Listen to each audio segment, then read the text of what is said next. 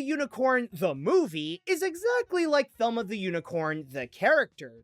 Much like her identity as a unicorn, this is just it's but even if this is made for a younger target demographic, that doesn't excuse it for its even when the animation is okay, there is no what's the point of watching this on Netflix when the platform already has something like Leo that offers just about the same thing, but better in every way? Sure, that movie's not but I'll happily take Adam Sandler's Because of that, I'm giving this the Animat. Hotel Transylvania is a... Now, if you guys are die-hard Tartakovsky fans and you seriously want to see it, then I guess I can't stop you. But otherwise, I'd recommend just... If you seriously need your animated Halloween fix, then go... Jendi, I love you, man, but seriously, you're not... Oh, and by the way, here's the Animat. Cloudy with a Chance of Meatballs does have some creativity with food and a bit of heart. It doesn't change the fact that it's a If I must make a recommendation, just... What this movie is doing is just...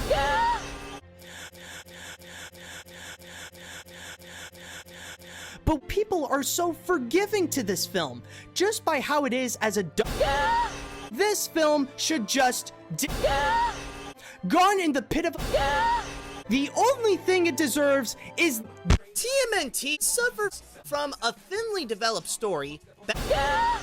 If you really need your fill of Ninja Turtles in movie form, then I recommend to As for this one, it managed to take something as cool as Teenage Mutant Ninja Turtles and make something that's just and that's exactly why it failed to avoid the Animat. The Boss Baby is the most Sure, it does offer some nice voice acting and some fun moments with the animation, but due to the poor and the it ultimately became just your typical generic animated feature.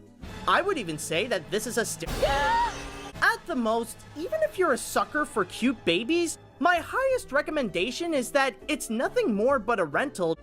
I'm sure it's not the worst DreamWorks film, but with an unoriginal movie from a studio with a huge reputation like DreamWorks, that's why I give it the Animat.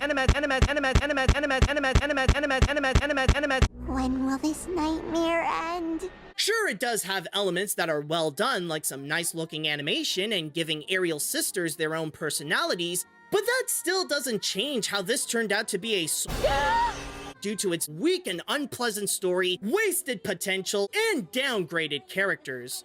Normally, I'd say that it's best to just stick with the original film, of course, but I'd only recommend this one to the most die-hard fans of The Little Mermaid.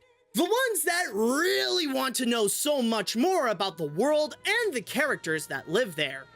Other than that, though, all it did was made me wish I was watching the first movie instead. And for the melancholy time I've spent with this movie, I have to give this the Animat seal. Trolls Band Together is the latest example of a Sure, the animation is expectedly bright and colorful as it livens up some fan-favorite pop songs, but they're no longer impressive enough to keep this away from being... I know there will be some that will disagree with me, and the ones I'm sure will have a good time are the fans of the Trolls films. Not only has this ruined the franchise for me, but I'd even go as far and say that this is the and with a title like that, it also deserves the Animat. The 2019 animated Addams Family is a... While it does try to deliver some decent animation and solid voice acting, there are plenty of better options than this in case you need your Addams fill. Rather it be the 1990s movies or any of the TV shows. I recommend to sticking with those if you want to have an actual good time with the family.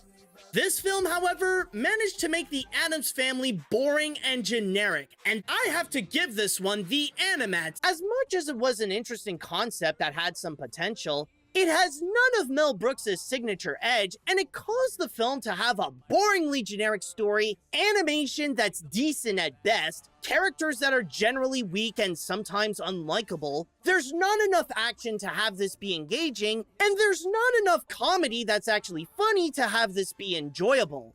To be honest, it was just not a good experience all around. And I'm gonna give this picture the Animats. Open Season had the right tools to create an enjoyable animated feature with a great concept and some elements of the animation looking nice, but it ended up becoming this. My best recommendation is to. I honestly tried coming in with an open mind and hoping for a fun comedy, but man, that was a. It almost got out of the woods, but it decided to turn the other way and decided to grab itself, the Animats. While it does avoid Emoji Movie levels of bad with decent animation and some great voice acting, it's still but it is rather harmless and made for a very specific audience. With that said, the only people I'd recommend to go see this movie are Christians that love Jesus. This is a movie made for Jesus Christ fans. However, I still have to give it the Animat. Ay, ay, ay. As for my rating on this, I was honestly contemplating either a 4 out of 10 or a 5 out of 10 on this one. And I mean, like, I was weighing in on the factors that are a little bit positive or the things that it did okay, and with all the flaws and stuff like that. Like, I do consider this subpar to the first animated Diary of a Wimpy Kid movie. But then I realized, you know, considering the unnecessary factor to this movie's existence and how a lot of the things that it wants to try to tell doesn't necessarily work out, ultimately, I think I'm gonna give Roger Ghouls the Animats. If you're expecting a serious art house film that depicts the dark side of Disney, this is not for you. However, if you're really curious to know what this is all about, heed my warning. Nothing will prepare you for the insanity that ensues. And that's why I'm giving this film a 3 out of 10. Does that mean it gets the Animat seal of garbage?